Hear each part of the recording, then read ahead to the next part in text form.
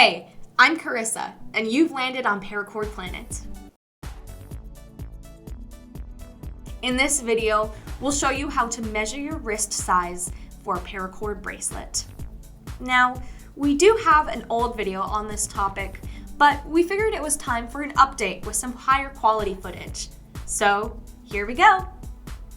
For supplies, all you will need is a piece of string, it doesn't even have to be paracord, and a measuring tool. This could be an actual paracord jig, or you can use your standard ruler, yardstick, measuring tape, tape measure, etc. Basically, just use whatever you already have on hand in your toolbox, sewing kit, or junk drawer. First, grab one end of the string and wrap it around your wrist. Then, pinch the spot where that end meets the rest of the string. Without losing that spot, line the string up with your measuring tool. Measure the distance from the end of your string to the spot you pinched. For me, this number is 7.5 inches, or 19 centimeters. Then, add about 1 inch or 2.5 centimeters on top of that number.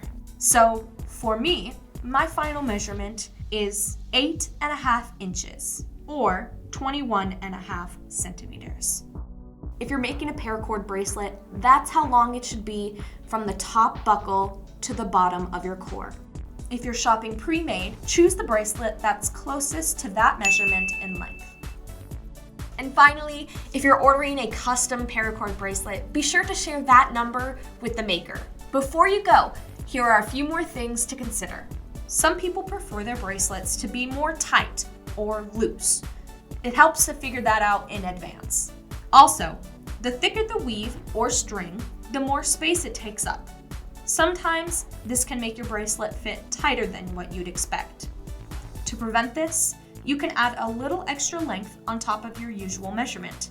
We're talking 1/2 inch or a few centimeters. In most cases, that should be enough.